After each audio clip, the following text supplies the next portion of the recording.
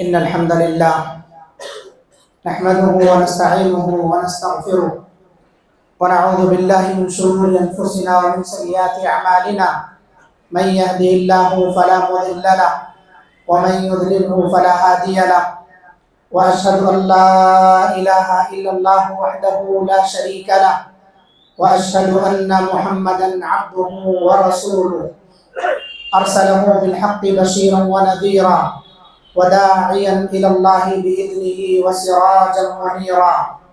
يا أيها الذين آمنوا اتقوا الله حق تقاته ولا تموتن إلا وأنتم مسلمون.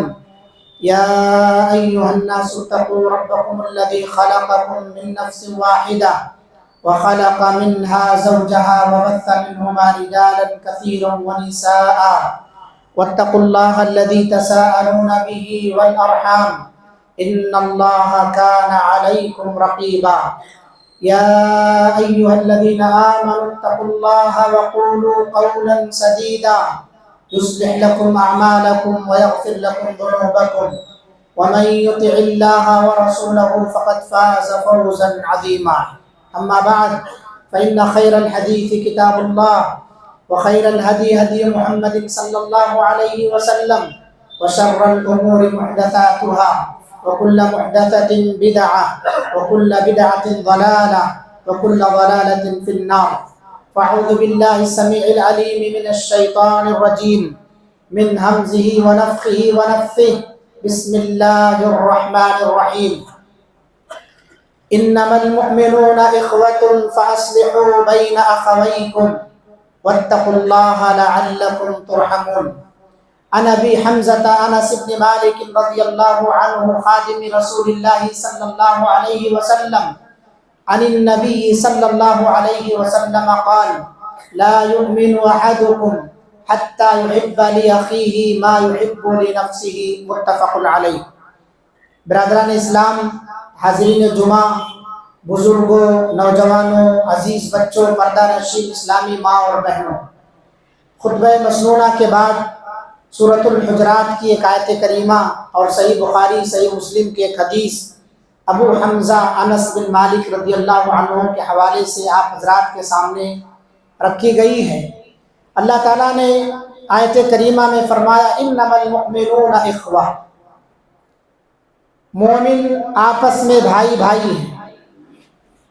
اس کا مطلب یہ ہے کہ مومنوں کو اللہ رب العالمین نے جو بھائی بنایا ہے وہ کلمے کی بنیاد پر بنایا ہے، ورنہ ہم اپنا حقیقی بھائی جسے سمجھتے ہیں صرف وہی بھائی ہمارا ہے، رضائی بھائی جسے سمجھتے ہیں صرف وہی بھائی ہمارا ہے. ہم باپ شریک ماں شریک اس اعتبار سے اگر ہمارا کوئی بھائی ہے تو اسی کو بھائی سمجھتے ہیں، مگر ان سب سے اٹھ کر کے ایک بھائی ہے اخوت اسلامی، اسلامی اعتبار سے بھائی. انما المؤمنون اخوہ، مومن ایمان والے کلمہ پڑھنے والے آپس میں ایک دوسرے کے لیے بھائی بھائی. اس کا مطلب کیا ہے اور اس کا تقاضا کیا ہے؟ اس کا مطلب یہ ہے کہ جس طرح سے ہم اپنے سگے بھائیوں کے سپورٹ میں آتے ہیں کھڑے ہوتے ہیں، دودھ شریک بھائیوں کے سپورٹ میں آتے ہیں کھڑے ہوتے ہیں، اپنے ماں شریک باپ شریک بھائیوں کے سپورٹ میں آتے اور کھڑے ہوتے ہیں، ایسے ہی مسلمان بھائیوں کے بھی سپورٹ میں آئیں اور کھڑے رہیں، ان کی ہر طرح سے مدد کے لیے تیار رہیں، ان کے خلاف کسی بھی قسم کی مہم نہ چلائیں، ان کے لیے اپنے دل کو ہمیشہ پاک و صاف رکھیں، جہاں کہیں بھی رہیں ہر مسلمان کے لیے خیر خواہ اور ہمدرد بن کر کے رہیں. یہ ہے انما المؤمنون اخوہ. اور اللہ کے رسول صلی اللہ علیہ وسلم نے حدیث کے اندر اسی چیز کو بیان فرمایا کہ وہ شخص مومن نہیں ہے، یعنی اس کا ایمان اس وقت تک کامل نہیں ہو سکتا حتی یحب لأخیہ ما یحب لنفسہ، کہ جو اپنے لیے پسند کرتا ہے وہی اپنے بھائی کے لیے پسند نہ کرے. جب تک ہم اپنے بھائی کے لیے وہ چیز پسند نہیں کرتے جو ہم خود کے لیے پسند کرتے ہیں تب تک ہم مومن نہیں ہیں. اس سے معلوم ہوتا ہے کہ یہ چیز کمال ایمان کے خلاف. اگر کوئی شخص اس چیز کو پسند کرتا ہے کہ میری عزت کی جائے، کوئی یہ پسند کرتا ہے کہ میری تعریف کی جائے تو سامنے والے کے لیے بھی وہی چیز پسند کرے. وہ اپنی عزت کروانا چاہتا ہے تو سامنے والے کی عزت کرے. وہ اپنی تعریف کروانا چاہتا ہے یا یہ سوچتا ہے، عقیدہ رکھتا ہے اور تصور بنائے رکھتا ہے ذہنی طور پر کہ لوگ میری تعریف کریں تو دوسروں کے تعلق سے بھی اچھے خیالات کا اظہار کریں. یہ اس حدیث کا مختصر سا مفہوم ہے. یہ حدیث بڑی جامع حدیث ہے میرے بھائیوں. اس حدیث پر اگر معاشرے والے عمل کر لیں تو معاشرے کے اندر سے ساری برائیاں ختم ہو جائیں. کیوں؟ اس لیے کہ جو ہمارے دلوں کے اندر برائیاں پیدا ہو رہی ہیں اس حدیث کے خلاف ہم جا رہے ہیں. اس حدیث کے خلاف ہونے کی وجہ سے گھروں میں اختلاف ہے، بھائی بھائی میں اختلاف ہے، میاں بیوی میں اختلاف ہے، باپ بیٹے میں اختلاف ہے، خاندانوں میں اختلاف ہے، معاشرے میں اختلاف ہے. اس مہم کو اور آگے لے کر کے چلے جائیں، اس سلسلے کو اور آگے لے کے چلے جائیں. آپ ہندوستان میں رہتے ہیں تو اپنے پڑوسی ملک والے سے اختلاف رکھتے ہیں. آپ کہیں اور دوسری کنٹری میں رہتے ہیں تو دوسری کنٹری والے سے اختلاف رکھتے ہیں. وجہ کیا ہے کہ آپ نے جو چیز اپنے لیے پسند کیا وہ چیز اپنے بھائی کے لیے پسند نہیں کیا. آپ چاہتے ہیں کہ آپ کے پاس اللہ رب العالمین ہر طرح کی شان و شوکت عطا فرمائے، تو اگر اپنے بھائی کے لیے یہ نہیں سوچ سکتے کہ میرا بھائی میرے برابر یا مجھ سے بڑا ہو تو یہ نہیں سوچ سکتے کہ مجھ سے بڑا ہو تو کم سے کم یہ سوچ سکتے ہیں کہ میرے برابر ہو جائے. یہ کون سی سوچ ہے کہ آپ یہ سوچیں کہ مجھے اللہ تعالیٰ عزت سے رکھے، ہر جگہ میری بات مانی جائے، ہر جگہ میرا فیصلہ قبول کیا جائے، ہر جگہ میرا مشورہ قبول کیا جائے، اور آپ ہر ایک کے مشورے کو نظر انداز کریں، ہر ایک کی بات کو اگنور کر دیں، ہر ایک کی بات کو لات مار دیں. یہ حدیث کے خلاف ہے اور ایمان کے خلاف ہے. لا یؤمن احدکم حتی یحب لاخیہ ما یحب لنفسہ. تم میں سے کوئی بھی شخص، چاہے وہ نبی ہو، چاہے وہ ولی ہو، مسجد کا امام ہو، صدر ہو، متولی ہو، مدرسے کا ذمہ دار ہو، ناظم ہو، کوئی بھی بڑا ہو، وہ مومن نہیں ہو سکتا جب تک کہ وہ اپنے بھائی کے لیے وہی چیز پسند نہ کرے جو خود اپنے لیے پسند کرتا ہے. یہ بہت بڑا نسخہ اللہ کے رسول صلی اللہ علیہ وسلم نے ہمیں دیا ہے. اس نسخے پر اگر ہم عمل کر لیں تو ساری فوقیت ختم ہو جائے گی، سارا بڑاپن ہمارا ختم ہو جائے گا. اس نسخے پر اگر ہم عمل کر لیں تو سارے فتنے فساد ختم ہو جائیں گے، معاشرے سے ساری برائیاں ختم ہو جائیں گی. مگر ہم نے اس نسخے کو صرف ممبر و محراب کی زینت بنایا، ہم نے اس نسخے کو صرف علماء کی زبانی سننے کا ذریعہ بنایا، ہم نے اس نسخے کو، اس حدیث کو صرف حدیث کی کتابوں میں رکھی رہے، سجائی رہے. ہمارے پاس صحیح بخاری ہے، ہمارے پاس صحیح مسلم ہے، ہم اہل حدیث ہیں. یہ صرف بولنے کی باتیں ہیں. عملی طور پر اگر اس کو کہا جائے عمل کرنے کے لیے تو ہم کو سے دور بھاگتے ہیں. اس نسخے پر اگر ہم عمل کر لیں ہر طرح کے اختلافات ہمارے درمیان سے ختم ہو سکتے ہیں. اس نسخے پر اگر ہم عمل کر لیں تو ہر طرح کی جو ہماری ذہنیت فوقیت کے اعتبار سے بنتی جا رہی ہے یہ دھیرے دھیرے ختم ہو جائے گی اور مکمل ختم ہو جائے گی. اللہ کے رسول صلی اللہ علیہ وسلم نے اس طرح کی بات بہت ساری حدیثوں کے اندر بیان فرمایا.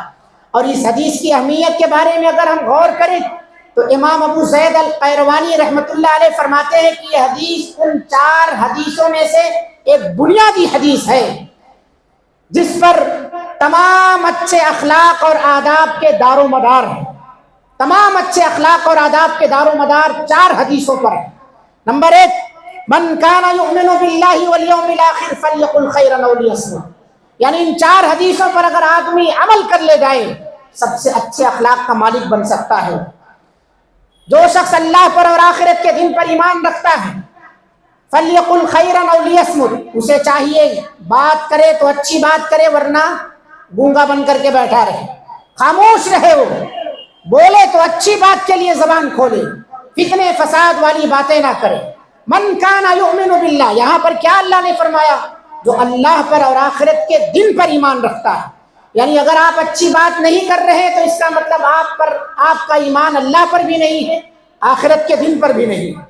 اگر آپ مسلمانوں کی خیر و بھلائی کے لیے نہیں سوچ سکتے ہیں تو آپ کا اللہ پر بھی ایمان نہیں ہے اور آخرت کے دن پر بھی ایمان نہیں ہے. اس لیے یہ حدیث ایک اہم حدیث ہے. اور دوسری حدیث، من حسن اسلام المرء ترکہ ما لا یعنی، آدمی کے اسلام کی خوبصورتی میں سے، اسلام کی عمدگی میں سے، اسلام کو زینت بخشنے والی چیزوں میں سے ایک چیز یہ ہے کہ وہ اپنے سے غیر متعلق جو چیز ہے، اس سے تعلق رکھنے والی جو چیز ہے اسے چھوڑ دے، ترک کر دے، جس کا اس سے کوئی لینا دینا نہیں۔ بیکار کی گفتگو میں نہ جائے، بیکار کے کاموں میں نہ جائے، بیکار کی چیزوں میں نہ جائے، بیہودہ گفتگو، فضول گفتگو، بیکار کے کام لا یعنی کام ہے، یعنی ایسے کام کو لا یعنی کہا جاتا ہے جو نہ دنیاوی اعتبار سے کچھ فائدہ پہنچا سکتے ہو، نہ اخروی اعتبار سے کچھ فائدہ پہنچا سکتے ہو۔ ایسی چیزوں سے جو آدمی اپنے آپ کو بچا لے گیا وہ متقی ہے، وہ اچھے اخلاق کا مالک ہے۔ لا یعنی چیزوں سے انسان اپنے آپ کو بچائے۔ ہم آج لا یعنی چیزوں میں بھرے پڑے ہوئے ہیں، ہمارا وقت لا یعنی چیزوں میں برباد ہو رہا ہے۔ موبائل لے کر کے ہم لا یعنی کام میں، نہ دنیا کا اس سے فائدہ نہ دین کا اس سے فائدہ، گھنٹوں اس میں ہم بزی رہتے ہیں۔ ایسے بیکار کی گفتگو میں ہم اپنے آپ کو مصروف رکھتے ہیں۔ قیامت کے دن اسی گفتگو میں پچھتانا پڑے گا، اسی گفتگو کے لیے۔ اللہ تعالیٰ جب پوچھوائے گا، جنتی لوگ جہنمیوں سے پوچھیں گے کس وجہ سے تم جہنم میں گئے، تو جہاں بہت سارے جواب کی لسٹ ہے وہی ایک جواب یہ بھی ہے انہی لسٹ میں سے، وَكُنَّا نَخُوضُ مَعَ الْخَائِضِينَ، ہم بیکار کی گفتگو کیا کرتے تھے، ہم گپے ہانکا کیا کرتے تھے، نماز کے لیے ہمارے پاس فرصت نہیں تھی، گھنٹوں دوستی یاری نبھانے کے لیے، دوستوں کے ساتھ محفلیں جمانے کے لیے بڑی فرصت۔ ایک حدیث تو یہ ہے کہ جو آپ سے غیر متعلق امور ہے اس سے بچ جاؤ، اور تیسری حدیث ہے لا تغضب، غصہ نہ کرو۔ آدمی کے اچھے اور اعلیٰ اخلاق کا مالک بننے کے لیے اپنے آپ کو غصے سے بچانا پڑے گا۔ لا تغضب بہت جامع حدیث اللہ کے رسول صلی اللہ علیہ وسلم کی۔ ایک صحابی نے آپ صلی اللہ علیہ وسلم سے وصیت کرنے کا حکم دیا، یعنی آپ سے کہا مجھے وصیت کیجئے، آپ صلی اللہ علیہ وسلم نے کہا غصہ نہ کرو۔ پھر پوچھا اوصنی یا رسول اللہ، اے اللہ کے رسول مجھے وصیت کیجئے، آپ نے کہا غصہ نہ کرو۔ پھر تیسری مرتبہ پوچھا، تینوں مرتبہ اللہ کے رسول صلی اللہ علیہ وسلم نے انہیں یہی مشورہ دیا، یہی نصیحت کی، لا تغضب لا تغضب لا تغضب، غصہ نہ کرو، غصہ نہ کرو، غصہ نہ کرو۔ غصے کی وجہ سے بہت ساری بنی بنائی چیزیں برباد ہو جاتی ہیں، اچھا خاصا گھر تباہ ہو جاتا ہے، اچھا خاصا معاشرہ تباہ ہو جاتا ہے۔ بے جا غصے کی وجہ سے بھائی بھائی میں دوری ہو جاتی ہے، معاشرے میں پھوٹ اور دراڑ اختلاف پیدا ہو جاتا ہے۔ بے جا غصہ یہ درست بات نہیں ہے۔ آپ کے پاس جائز غصہ ہو اسے ادب کے دائرے میں رہتے ہوئے ظاہر کر سکتے ہیں، ایسا نہیں ہے کہ آپ غصہ نہ کریں، لیکن بے جا غصے سے بچنے کا حکم دیا گیا۔ وَالْكَاظِمِينَ الْغَيْظَ وَالْعَافِينَ عَنِ النَّاسِ، قرآن میں مومنوں کی صفت بیان کی گئی جو غصے کو پی جاتے ہیں، غصہ نافذ کر سکتے ہیں، مگر مومنوں کی صفات ہے، متقیوں کی صفات ہے یہ کہ وہ لوگ غصے کو پی جاتے ہیں، کنٹرول کرتے ہیں، اور اسی کو حدیث میں سب سے بڑا پہلوان کہا گیا۔ جو آدمی غصہ نافذ کر سکتا ہو کمزور پر مگر پھر بھی پی گیا اسے سب سے بڑا پہلوان کہا گیا۔ طاقتور آدمی ہو کسی کو اکھاڑے میں پچھاڑ دے اسے پہلوان نہیں کہا اللہ کے رسول صلی اللہ علیہ وسلم نے۔ جو اپنے نفس پر کنٹرول کر لے جائے وہ سب سے بڑا پہلوان ہے۔ نفس پر مجاہدہ، نفس پر صبر یہ بہت بڑی چیز ہے۔ ہم دوسروں کو مشورے دیتے ہیں غصہ نہ کرو، ہم دوسروں کو مشورے دیتے ہیں لا یعنی چیزوں سے اپنے آپ کو بچاؤ، مگر ہم سب اسی میں مبتلا رہتے ہیں، انہی لا یعنی کاموں میں۔ خطبہ سنتے ہیں، درس سنتے ہیں، مگر ہمارے دل پلٹتے نہیں ہیں قرآن و حدیث کی طرف، نرم نہیں ہوتے ہیں۔ تو ایک تیسری حدیث ہے اچھے اخلاق اور آداب میں سے جو بنیادی حدیثیں ہیں ان میں سے ایک حدیث یہ ہے، اور چوتھی حدیث جو آپ کے سامنے پڑھی گئی وہ حدیث ہے المؤمن يحب لأخيه ما يحب لنفسه، کہ مومن اپنے بھائی کے لیے وہی پسند کرتا ہے جو خود اپنے لیے پسند کرتا ہے۔ آج ہم معاشرے کا جائزہ لیں، غور کریں اس چیز کو، کہاں ہے ہمارا معاشرہ، ہم کہاں ہیں؟ کیا ہم ان حدیثوں پر عمل کرتے ہیں؟ کیا ہم ان حدیثوں پر عمل کر رہے ہیں، عملی جامہ پہنا رہے ہیں ان حدیثوں کو؟ اللہ کے رسول صلی اللہ علیہ وسلم نے اس طرح کی بے شمار حدیثیں بیان فرمائی۔ آپ صلی اللہ علیہ وسلم نے حضرت ابو ہریرہ رضی اللہ عنہ کو بہت ساری ہدایات عطا فرمائی، ان ہدایتوں میں سے ایک ہدایت یہ بھی فرمائی وَأَحِبَّ لِلنَّاسِ مَا تُحِبُّ لِنَفْسِكَ تَكُنْ مُسْلِمًا، ایک دوسری روایت ہے اس میں تَكُنْ مُؤْمِنًا، کہ تم اپنے لیے جو پسند کرو وہی لوگوں کے لیے پسند کرو. للناس کا لفظ ہے، مومنوں کا نہیں ہے. یہاں پر تمام لوگوں کے لیے آپ پسند کرتے ہیں کہ آپ جہنم میں نہ جائیں، تو ان بھائیوں کے لیے بھی پسند کرو، ان کے لیے دعوت و تبلیغ کا انتظام کرو جو قرآن اور حدیث سے ہٹ کر کے، جو اسلام کے راستے پر نہیں ہے. آپ پسند کرتے ہیں کہ اللہ کے محبوب بن جائیں، تو وہ لوگ جو گمراہ ہیں ان کی ہدایت کے لیے کام کرو. اتحب للناس احب للناس ما تحب لنفسك تكن مسلما، تب جا کے تم مسلمان ہوگے. جب یہ صفت تمہارے اندر پیدا ہوگی کہ تم جو اپنے لیے پسند کرتے ہو وہی چیز دوسروں کے لیے پسند کرو، تو تم مسلم ہو، ورنہ مسلمان بھی کہلانے کے لائق نہیں. اس کا مطلب کیا؟ اس کے نیچے اگر آ جائیں تو پھر منافقت اور اتنی خطرناک چیز ہے. ان المنافقین فی الدرک الاسفل من النار. اللہ ہم سب کو محفوظ فرمائے. حضرت عبداللہ بن عمرو بن عاص رضی اللہ عنہ سے فرمایا، جو پسند کرتا ہے کہ اسے جہنم سے چھٹکارا مل جائے، جنت میں داخل کر دیا جائے، تو پھر اسے دو کام کرنا چاہیے. کیا کرنا چاہیے؟ آپ صلی اللہ علیہ وسلم نے بیان فرمایا کہ اسے اپنی موت کا انتظار دو چیزوں سے کرنا چاہیے، یا دو کاموں میں مصروف رہ کے کرنا چاہیے. پہلا کام کیا ہے؟ کہ وہ اللہ تعالیٰ اور روز قیامت پر مکمل ایمان رکھتا ہے، مرتے دم تک اس کا خیال کرے. اور یہی آیت پڑھی جاتی خطبہ مسنونہ میں، یا ایھا الذین آمنوا اتقوا اللہ حق تقاتہ ولا تموتن الا وانتم مسلمون. اسی کی وصیت نبیوں نے اپنی اولاد کو کی ہے. حضرت یعقوب علیہ السلام، حضرت ابراہیم علیہ السلام، حضرت اسحاق علیہ السلام، ان سب نے اپنے بیٹوں کو یہی وصیت کی ہے، تمہیں موت نہ آئے مگر اسلام کی حالت میں، تمہارا ایمان اللہ کی ذات پر ہو، اسلام پر تمہاری موت آئے، اس کی فکر کرو. ہم میں سے کتنے لوگ منافقت کی موت مر رہے ہیں، ہم میں سے کتنے لوگ ارتداد کے شکار ہو رہے ہیں. ہمیں کوئی فکر نہیں ہے اس چیز کی. میرے بھائیوں، یہ حدیثیں صرف بولنے کی نہیں ہے، اسے عملی طور پر انجام دینے کی ہے. معاشرے کو اگر امن و امان کا گہوارہ بنانا چاہتے ہو، اپنے گھر کو، اپنی سوسائٹی کو، اپنی سماج کو، آپ جہاں بھی رہتے ہیں وہاں اس ڈسپلین پر اگر آپ عمل کر لیں تو ہر طرح کے اختلافات دور ہوں گے. اپنے دل کو صاف رکھو.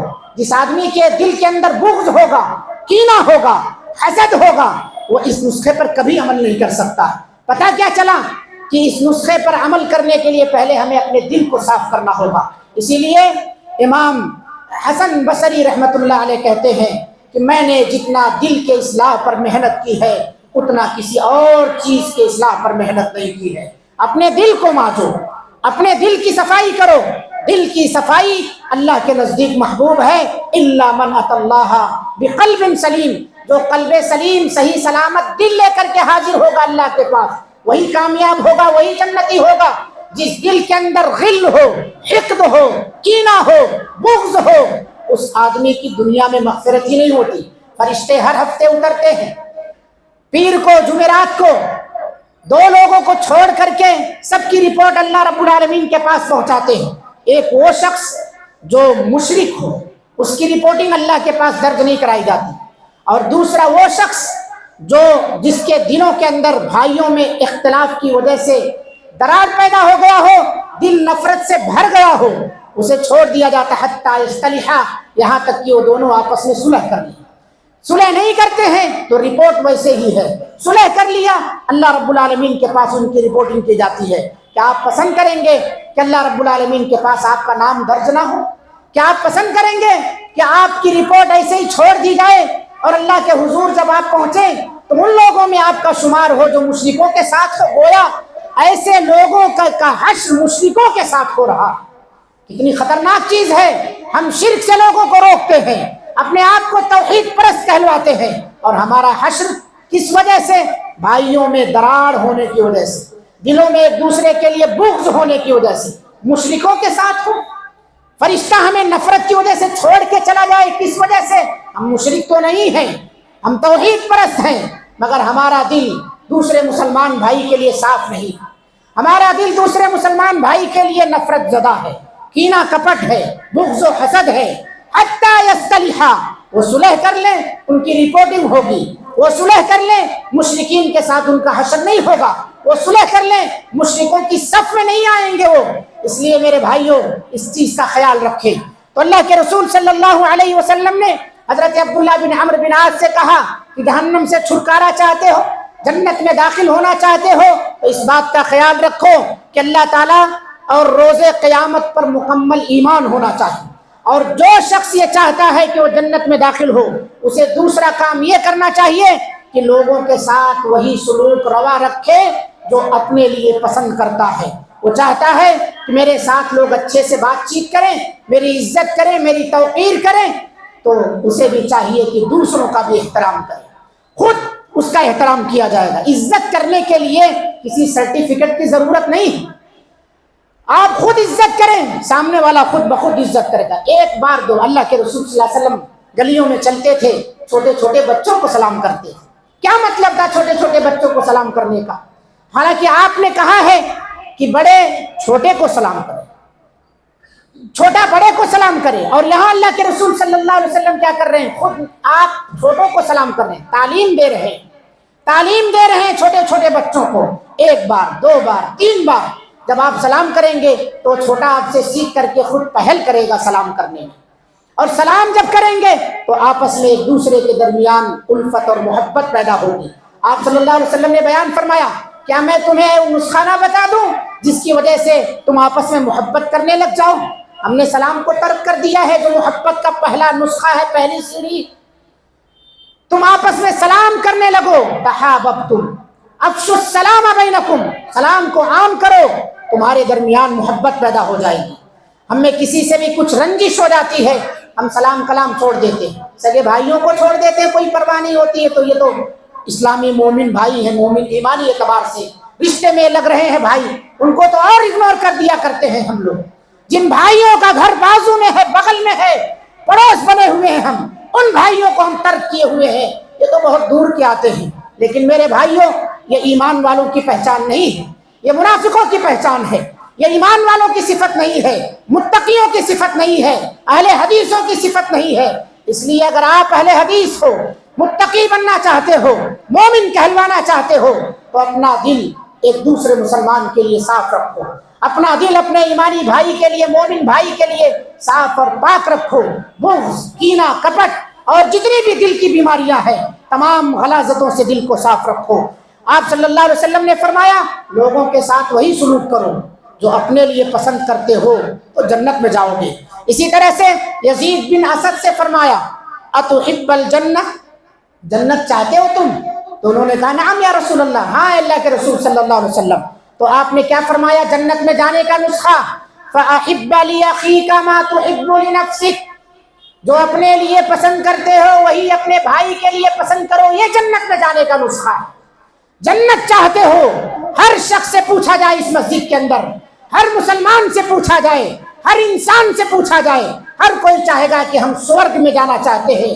نرخ کا سوال یا نرخ کا لفظ، جہنم کا لفظ کوئی نہیں لے گا، کسی کی زبان پر نہیں آئے گا کہ میں جہنم میں جانا چاہتا ہوں. لیکن کام دیکھیں جہنمیوں والے، کیا ہم وہی پسند کرتے ہیں جو اپنے لیے پسند کرتے ہیں، وہی اپنے بھائیوں کے لیے پسند کرتے ہیں؟ بالکل نہیں. جو کہتا ہے وہ جھوٹ کہتا ہے. اس لیے اپنے ایمان کا جائزہ لینا چاہیے. اللہ کے رسول صلی اللہ علیہ وسلم خود اس نسخے پر عمل کرتے ہیں، صحابہ کو بھی ترغیب دیے. خود آپ عمل کر کے بتا رہے ہیں، لِمَ تَقُولُونَ مَا لَا تَفْعَلُونَ کے ضمن میں تاکہ نہ آ جائے، یہودیوں کے طرز میں نہ آ جائے. تَأْمُرُونَ النَّاسَ بِالْبِرِّ وَتَنْسَوْنَ أَنفُسَكُمْ، لوگوں کو تو بھلائی کا حکم دیتے ہو لیکن خود اپنے آپ کو بھول جاتے ہو. اس صفت کے حامل نہ بن جائیں. اس لیے آپ صلی اللہ علیہ وسلم نے اپنے ایک صحابی جن کا نام ابو ذر رضی اللہ عنہ ہے، ان سے کہتے ہیں، یا ابا ذر انی اراک ضعیفا، اے ابو ذر میں تمہیں کمزور دیکھ رہا ہوں، میں تمہیں یعنی تم بہت ساری چیزوں کے اعتبار سے مجھے کمزور نظر آ رہے ہو، ذمہ داریاں صحیح طور پر سنبھال نہیں سکتے. مگر سنو، انی احب لک ما احب لنفسی، جو چیز میں اپنے لیے پسند کرتا ہوں وہی تمہارے لیے بھی پسند کرتا ہوں. اللہ اکبر. اللہ کے رسول صلی اللہ علیہ وسلم ایک صحابی کو کہہ رہے ہیں، جو میں اپنے لیے پسند کرتا ہوں وہی میں تمہارے لیے پسند کرتا ہوں. فلا تأمرن علی اثنین، دو لوگوں پر تم ذمہ دار نہ بننا کیونکہ تم ذمہ داری اٹھانے کے اعتبار سے کمزور ہو. فلا تأمرن علی اثنین، ہر آدمی اپنے بارے میں جانتا ہے کہ میں کس ذمہ داری کو بخوبی نبھا سکتا ہوں، کس کو نہیں نبھا سکتا ہوں. ذمہ داریاں ہاتھ سے نبھانی نہ ہو، انسان کو استعفیٰ دے دینا چاہیے، اسے رگڑنا نہیں چاہیے. فلا تعمرن علی اثنین، لوگ ناپسند کرنے لگے، نفرت کے شکار ہو جائیں، انسان کو چاہیے کہ اس کا جائزہ لے، اللہ کے حضور بیٹھ کر کے اللہ رب العالمین سے استخارہ کرے، سرگوشی کرے اللہ رب العالمین سے۔ انی اراک ضعیفا، نبی صلی اللہ علیہ وسلم نے کہا میں تمہیں کمزور دیکھتا ہوں، دو لوگوں پر تم کبھی بھی ذمہ دار نہ بننا، کیونکہ تمہارے اندر یہ صلاحیت نہیں ہے۔ مساجد کے الیکشن جیسے آتے ہیں، بہت سارے لوگ ایسے کھڑے ہو جاتے ہیں جنہیں ذمہ داری کے زال سے بھی واقفیت نہیں ہے، اور وہ ذمہ دار بننے کے لیے کھڑے ہو جاتے ہیں۔ یہ حدیثیں نہیں دیکھتے ہیں کہ کیا ہم بخوبی طور پر ذمہ داری ادا کر سکتے یا نہیں۔ وَلَا تَوَلَّيْنَ مَالَ يَتِيمٍ، اور تم کبھی بھی یتیموں کے مال کے نگراں نہیں بننا، کیونکہ تمہارے اندر یہ ذمہ داری ادا کرنے کی صلاحیت نہیں۔ اس کے اندر دو چیزیں ہیں، کوئی بھی عہدہ لو، پوچھ لو، خازن بن رہا ہو، کہیں بھی مال سنبھالنے کی ذمہ داری آ جائے، نہیں سنبھال سکتے، بالکل کہہ دو کہ ہم نہیں سنبھال سکتے ہیں، اس میں کوئی حرج نہیں میرے بھائیوں۔ لیکن جب ذمہ داری کا عہدہ سر پر کندھے پر ڈال دیا جائے گا، کلکم راع وکلکم مسئول عن رعیتہ، تم میں سے ہر کوئی جب ذمہ دار بن جائے گا، اس کی ذمہ داری کے تعلق سے اللہ رب العالمین اس سے پوچھے گا، اور جب اللہ پوچھ لے گا تو پھر وہاں کوئی چھڑانے والا نہیں، وہاں کوئی بھی حساب کتاب، کوئی بھی ذمہ داری کے بارے میں بہانہ آپ نہیں کر سکتے کہ میں یہ نہیں کر سکا، وہ نہیں کر سکا، مجھ سے یہ نہیں ہو پایا، وہ نہیں ہو پایا۔ اس لیے دنیا کے اندر جو اللہ کے رسول صلی اللہ علیہ وسلم نے اصول بیان فرمایا، اس اصول اور نسخے پر عمل کرو۔ آج معاشرے کا جائزہ لیا جائے تو افراد کے اندر افراتفری اور ابتری کا جو ماحول پیدا ہے، وہ اسی وجہ سے ماحول پیدا ہے کہ ہم جو اپنے لیے پسند کرتے وہ دوسرے کے لیے پسند نہیں کرتے ہیں۔ میرے بھائیوں، ہر آدمی اپنے حقوق کا تو مطالبہ کرتا ہے، لیکن دوسرے کے حق دینا نہیں چاہتا ہے۔ ہر آدمی یہ چاہتا ہے کہ میری عزت ہو، دوسرے کی عزت نہیں کرنا چاہتا ہے۔ ہر آدمی یہ چاہتا ہے کہ لوگ میری تعریف کریں، لیکن دوسرے کے تعلق سے اپنے دل کو بدگمان رکھتا ہے۔ اللہ کے رسول صلی اللہ علیہ وسلم کی حدیث سنیں، آپ صلی اللہ علیہ وسلم نے فرمایا اگر مسلمان ہو تو اسلام کا اظہار ہونا چاہیے۔ المسلم اخو المسلم، ایک مسلمان دوسرے مسلمان کا بھائی ہے، لا یظلمہ، مسلمان کا حق بنتا ہے کہ دوسرے مسلمان پر ظلم نہ کرے، کسی بھی انسان پر ظلم نہیں کرنا، مسلمان پر خصوصیت کے ساتھ ظلم نہیں کرنا۔ یہ ظلم مالی اعتبار سے بھی ہو سکتا ہے، زبانی اعتبار سے بھی ہو سکتا ہے، زبان بھی بہت زیادہ لوگوں کی چلتی ہے، یاد رکھو اسی زبان کی کٹائی کی وجہ سے سب سے زیادہ جہنم میں لوگوں کی تعداد جائے گی۔ اپنی زبان کا سوچ سمجھ کر کے استعمال کرو، لا یظلمہ، ظلم نہ کرو۔ مالی اعتبار سے بھی ظلم نہیں کرنا ہے، کسی کی زمین ہڑپ لو کمزور سمجھ کر کے، کسی مسلمان کی زمین ہڑپ کر لی جائے، مسلمان نہیں کسی انسان کی زمین نہیں ہڑپ سکتے، کسی انسان کو زبانی طور پر تکلیف نہیں دے سکتے۔ اللہ کے رسول صلی اللہ علیہ وسلم سے پوچھا گیا سب سے بہتر اور افضل مسلمان کون؟ آپ نے کہا جس کے ہاتھ سے، جس کے زبان سے دوسرے مسلمان محفوظ۔ لا یظلمہ ولا یخذلہ، اس مسلمان کو کہیں رسوا نہ کرو، اس مسلمان کو کہیں رسوا نہ کرو، کیونکہ پھر اسی ضمن میں آ جائے گا۔ آپ اپنے لیے جو پسند کرتے وہی اپنے بھائی کے لیے پسند کرو۔ ولا یحقرہ، حقیر نہ سمجھو کسی بھی مسلمان کو، چھوٹا ہو بڑا ہو، مالدار ہو کمزور ہو، غریب ہو گورا ہو کالا ہو، کسی کو بھی کمزور نہ سمجھو۔ التقوی ها هنا، اس کے بعد آپ صلی اللہ علیہ وسلم نے اپنے سینے کی طرف اشارہ کیا، یشیر الی صدرہ 3 مرات، 3 بار اشارہ کیا اور کہا تقوی یہاں ہے، تقوی یہاں ہے، تقوی یہاں ہے۔ داڑھی رکھ لینے سے یا اسی طرح سے پینٹ پیجامہ ٹخنوں سے اوپر کر لینے سے، ماتھے پر پیشانی پر گھٹا آ جانے سے یہ تقوی کی پہچان ظاہری تو ہو سکتی ہے، لیکن باطنی جو پہچان ہے تقوی کی وہ دل سے تعلق رکھنے والی ہے۔ آپ صلی اللہ علیہ وسلم نے فرمایا التقوی ها هنا، پتہ کیا چلا اس سے کہ دل اگر ہمارا صاف نہیں ہے تو ہم اللہ کے یہاں گرفتار ہو جائیں گے۔ آپ صلی اللہ علیہ وسلم نے ایک جملہ جو بیان فرمایا، ہر مسلمان کو اس پر غور کرنا چاہیے، بحسب امرئ من الشر ان يحقر اخاه المسلم، کسی بھی مسلمان کے برا ہونے کے لیے اتنا کافی ہے کہ وہ دوسرے مسلمان کے تعلق سے بدگمان ہو، دوسرے مسلمان کو حقیر سمجھے، دوسرے مسلمان کو کمتر سمجھے، اپنے آپ کو برتر اور فوقیت والا سمجھے۔ یاد رکھو یہ ساری نمازیں منہ پر مار دی جائیں گی اگر آپ کسی بھی مسلمان کے تعلق سے بددل ہیں، بدگمان ہیں، یا آپ کا دل صاف نہیں ہے، اسے حقارت کی نگاہ سے دیکھتے ہیں۔ نبی صلی اللہ علیہ وسلم نے کیا کہا؟ کہو مت کہا ہے، بس خالی سمجھو، حقیر سمجھو، اسے کچھ بھی تکلیف نہیں دیا آپ نے، پیٹھ پیچھے اس کو برا سمجھ رہے ہو، پیٹھ پیچھے ہاں آپ کو کچھ برائی نظر آ رہی ہے، اصلاح کرنے کے آداب اور طریقے ہیں، اسے مل کر کے اصلاح کرے، لیکن دل کی صفائی کے ساتھ، دل کی صفائی کے ساتھ۔ بھرے مجمع میں، بھری محفل میں کہیں بھی آپ اگر زبان چلاتے ہیں، زیادتی ہو گئی تو میرے بھائیوں ہم سب گرفتار ہو سکتے ہیں۔ قبر کی منزل کے بارے میں سوچیں، بیان ہوا ہے، آپ نے سنا ہے وہ ساری باتیں، سب سے پہلی منزل قبر کی ہے، وہیں آدمی پکڑ لیا جائے گا، دھر لیا جائے گا۔ اس لیے اس کا خیال رکھیں۔ پھر آپ نے دہرایا جملہ کل المسلم علی المسلم، ہر مسلمان پر دوسرے مسلمان کا مال حرام، دمہ و مالہ، اس کا خون حرام ہے، اس کی عزت و آبرو کو نیلام کرنا حرام ہے، ومالہ، اس کا مال حرام ہے، نہ چوری کر سکتے، نہ ناحق قتل کر سکتے، نہ اس کی عزت و آبرو پر بٹا لگا سکتے۔ اپنے آپ کو فوقیت جتانے کے لیے لوگ دوسروں کو حقیر سمجھتے ہیں، ہمارے تقوی پر حرف نشان لگ سکتا ہے۔ اس لیے اللہ رب العالمین نے قرآن مجید کے اندر ارشاد فرمایا، پوری انسانیت کو خطاب کرتے ہوئے، یا ایھا الناس انا خلقناکم من ذکر و انثی وجعلناکم شعوبا وقبائل لتعارفوا، اے لوگو، دنیا کے اندر بسنے والوں، ہم نے تمہیں ایک مرد ایک عورت سے پیدا فرمایا ہے، وجعلناکم شعوبا وقبائل، اور تمہیں ہم نے قبیلوں کے اندر، مختلف محلوں شعبوں کے اندر تمہیں ہم نے تقسیم کر دیا ہے۔ یہ جو تقسیم کی ہے کہ تم فلاں جگہ کے رہنے والے ہو، تم فلاں محلے کے رہنے والے ہو، یہ فوقیت جتانے کے لیے نہیں ہے، یہ محض آپس میں ایک دوسرے کے تعارف کی خاطر ہے، لِتَعَارَفُوا۔ اسی لیے کوئی آتا تھا تو کہتا تھا کہ ہم دوس قبیلے کے ہیں، ہم یمن کے رہنے والے ہیں، ہم فلاں جگہ کے رہنے والے ہیں۔